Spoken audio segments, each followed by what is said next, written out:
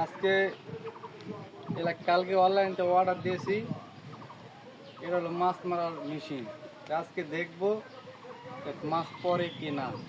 এই যে খাবার নিয়েছি, তাহলে আজকে দেখবো। আসুন